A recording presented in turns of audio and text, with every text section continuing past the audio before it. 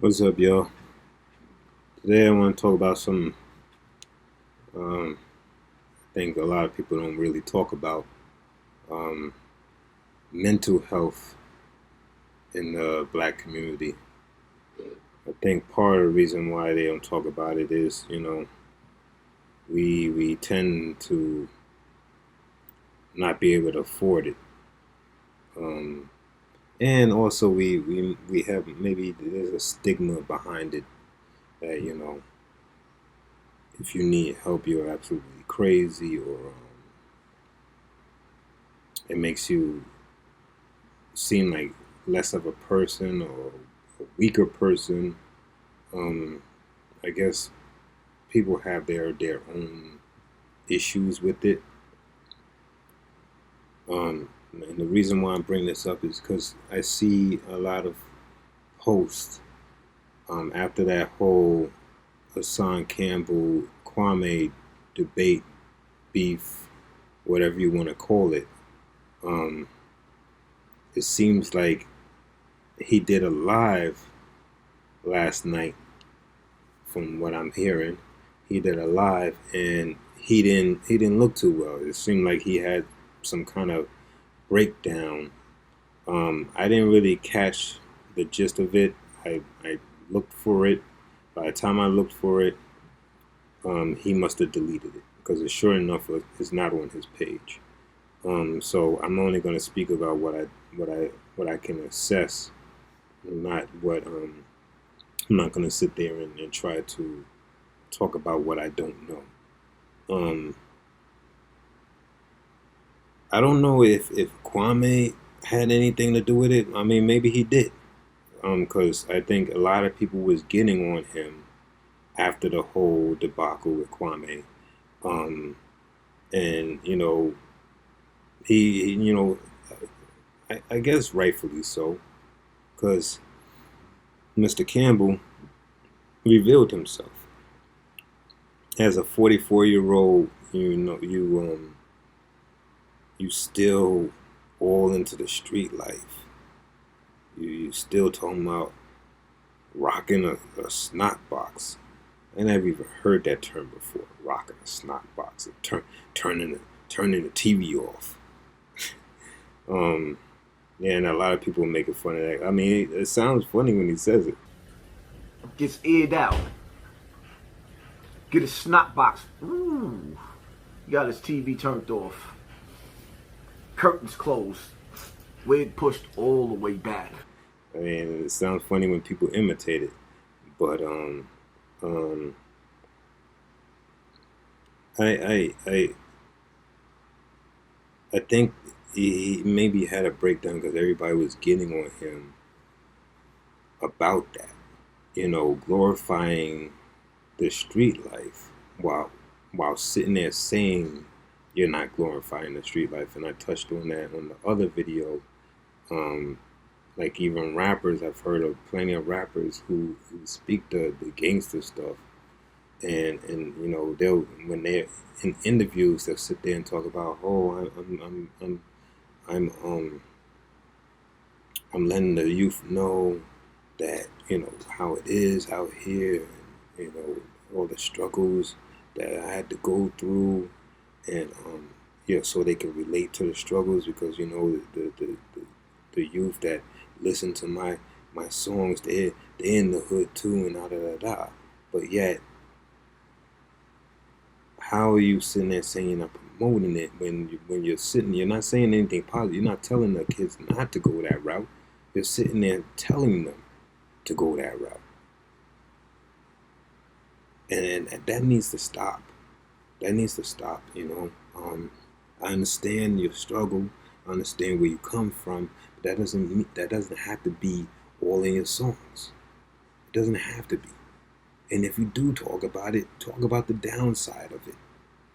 Talk about being in and out of jail and not having no freedom, being a part of the system, and then when you come out of jail, it's hard for you to sit there and even get back on your street, on your feet, because everybody doesn't want to give you a chance. You can't get housing, you can't get jobs. You know what I'm saying? You can't feed your family, so you wind up back in the streets, and Back in the Box.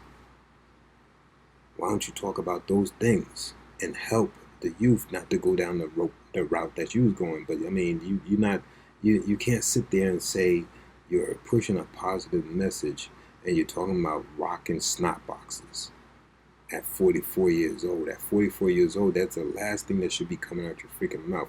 You shouldn't be living your glory days like you're still young, walking around with all these chains and the bracelets and whatever, looking like you're a freaking rapper. You say he's not a rapper, but it looked like he want to be a rapper because he sure enough dresses like one from back in the 90s, the late 80s. But him having a breakdown, I think, is a sign of a call out for help. Even him doing the videos that he's doing, I think, is a sign of call out for help. Right? It's been brought to my attention from my cousin and from Facebook friends, and also the other videos I've watched has been brought to my attention. Apparently, he has a history of he's one of the young kids that got molested by Afrika Bambaataa. I didn't know that until my cousin had enlightened me on that. And I my end on that, my take on that, is kind of weird because I have a coworker. When I first got into security, and I think he still does the security now because when I got back into security, I ran back into him. But anyway, I had a coworker. I'm not gonna mention his name, but he was on the front of the Daily News with his story about being molested. And I remember Lord Jamal even came out and brought clarity to the situation and confirmed that this thing was going on. And that's nothing to joke about. It's not. It can cause a lot of turmoil. It can also cause you to be the abuser. Sometimes the abused become the abuser. And for that reason alone, you need mental help. Not to mention whatever else he's going through in his life, whatever demons he's fighting, and whatever he's doing at home, trying to, I guess, be the husband and father, but at the same time, I guess not wanting to let the street life go. I guess he still has his crew that he hangs with, crew that be in his ear, and I guess because he had such a record, maybe he can't get no regular job, and he makes his money off of YouTube, and he makes his money off in the streets. Who knows? I really don't know. I really don't watch his videos. Like I said, I touched on in the other video. That thug life never really appealed to me. Yes, I've been around a lot of thug dudes, Bloods, Crips, but and I got my share of respect, and then I've had ones that tried me too. So let me put that out there because I'm definitely not tough. I'm not a real street dude. I will only fight if I really have to. You know what I mean? But it's mainly because that life never appealed to me. I never saw the sense in it. To me, it was all stupid. Taking somebody's life. Why? I mean, what do you gain out of that? Other than sitting there being around a bunch of dudes 24/7, having people sitting there tell you when to come out the cell, when to eat, when to shower. You know what I'm saying? You have to take a crap on a metal toilet thing. Doesn't even have a seat cover. You have some thin, cheap little toilet paper to use, and you have no privacy. You have to sit there and take a dump in front of everybody. And that's something to glorify. I don't get that. Taking somebody's son away from their mother, taking somebody's daughter away from their mother, taking somebody's kid away, you know. I mean, I remember there was a story. Um, there was a story about this kid. Um, out not too far from where I grew up at. I grew up in Parkchester, so it was in that Parkchester area, and this dude apparently had some beef with some cat, right?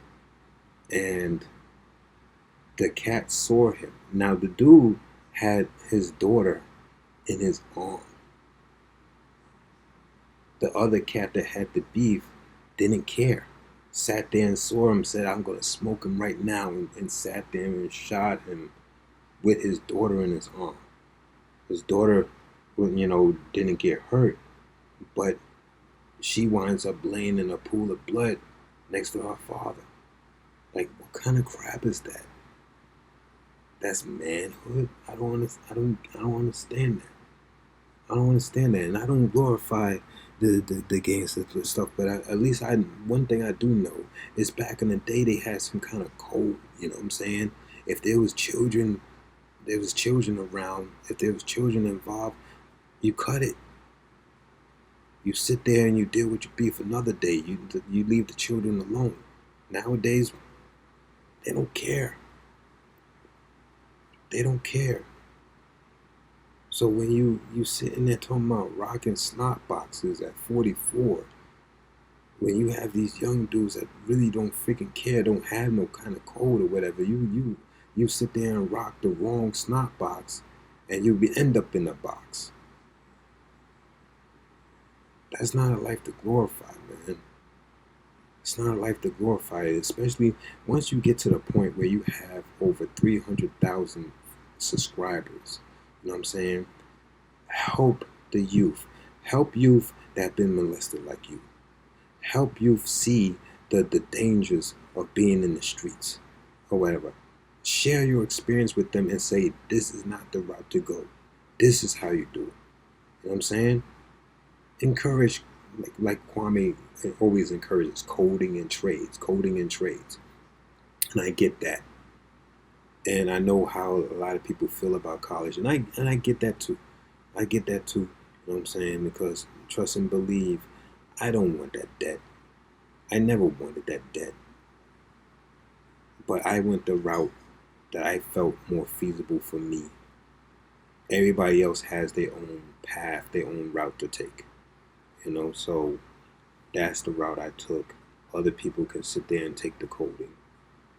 Some people could take the trade, but I think it diminishes kids' thoughts or kids' progress or kids' dreams if you're only telling them, look, learn coding, learn trade, learn this, learn that. You know what I'm saying? There's a different path. So if that path is college, let them go to college. If that path is coding, let them do coding. If that path is a trade, whether it's electrical, plumbing, architecture, automotive, whatever, if that's what they want to learn, let them learn that. Because you can't sit there and say, well, teach these kids this and just stick with this program or whatever the case may be, because there's a lot of kids that might not be good at coding. There's a lot of kids that might not be interested in coding. There's a lot of kids that might not be good at trades or interested in trades. We need all that too. I mean, I know you want to get away from the dead and you feel like it's a freaking trap because everybody pushes this thing where if you don't have a degree, you can't get a good job or whatever. And I know these trades do pay well. These trades do pay well, but everybody has their own path. Just because you can do it doesn't mean the next person can. Just because I do good in school doesn't mean the college is for the next kid growing up. It doesn't even mean it's for my son. What he does is I'm gonna promote it. I'm not going to shun him from doing anything. If he puts his mind to it, he can do it. If you put your mind to anything, you can do it. If you want to do a business, do a business. You want to do the trading. You want to do the coding. If you want to be a lawyer, be a lawyer, because we need black faces in the justice system. You want to be a judge, be a judge. You want to be a council member, be a council member. I'm not going to knock that, because I know a lot of people don't like the voting thing either. But guess what? Whether you sit there and do these things, you're still part of the system in some kind of way. There's still people in office that's affecting the very things that you do. You know what I'm saying? So you can't sit there and act like you're totally independent when you're sitting there going for these things. That's what a lot of people like to sit there and think you're totally independent. You're not. You still have to sit there and deal with these people that's in government. You know what I'm saying? And the more people that sit there and say, well, what I'm voting for, the more people that sit there and say that is the reason why a lot of stuff is not being accomplished. I see a lot of people say, well, the Chinese got a protection bill and they didn't vote. How you know? Because some blogger told you that? How you even know what the Chinese community does? They don't even really associate with blacks like that. So you know firsthand what the Chinese community does? Are you serious? You think they don't have any kind of talks with local politicians? You think they don't get freaking grants from government grants? You think they don't sit there and apply for government grants for their businesses? How do you know? You know what I'm saying? Let's talk about what we know and not what we see on some blog or what some YouTuber says. Yes, I am on YouTube, but like I will emphasize this. If I have to emphasize this in every single video, I would tell you I do not talk about what I don't know. That's why I can't go into deep commentary about Hassan's breakdown, because he deleted the video, so I can't sit there and go off of that. All I can do is talk about the need to protect your mental health. All I can do is try to assess maybe why he had this breakdown. That's all I can do. But you talking about what the Chinese community does or whatever case may be, and you know nothing about it. It's just like we never been to Iraq. We never been to the Middle East, but our ideals of how the Middle East operates and how it functions is based on the media. Because why? We never been there. So we can't speak. Only thing we're speaking on is what they tell us. That's, and maybe it might be right. Maybe it might be right. But anybody who really knows about the media knows the media spins things. They're good for propaganda. You can't sit there and think just because it's the news it's the truth. As a kid, I don't know, maybe I was an old soul or something. Maybe I'm an old soul because even as a kid, I never cared for the news. I thought it was depressing. I didn't want to hear about, people getting shot and what's going on in the Middle East and this and that or whatever. I didn't want to hear that stuff. So the news never really interests me. I even with having a political science degree, I still don't sit there and watch the news all that much. I get a lot of my news from podcasts and different things. You know what I'm saying? Because they pay attention to the news. So I get bits and pieces of what's going on, especially in politics. I get it from podcasts. That's how I get it. So I don't have to sit there and sift through the minutia of media. I don't have to do it. There's plenty of people out here that do podcasts and do YouTube channels and all this stuff for me to sit there and get that information. But I get on here and I try to share my aspect of the information that I get, um, and I try to do it to the best of my ability. And as you can see, if you watch any of my other videos, you see I put in clips, so it's not just me sitting there talking. I can sit there and show you the receipts and show you why I came to a certain assessment, and maybe you might come to a different assessment. Comment below if that's the case. If you agree, like. If you agree, share. If you agree, subscribe. I ask you for your help. I can't do this without y'all. I need the push. I need the push. Let me. I've been gaining a few more subscribers lately.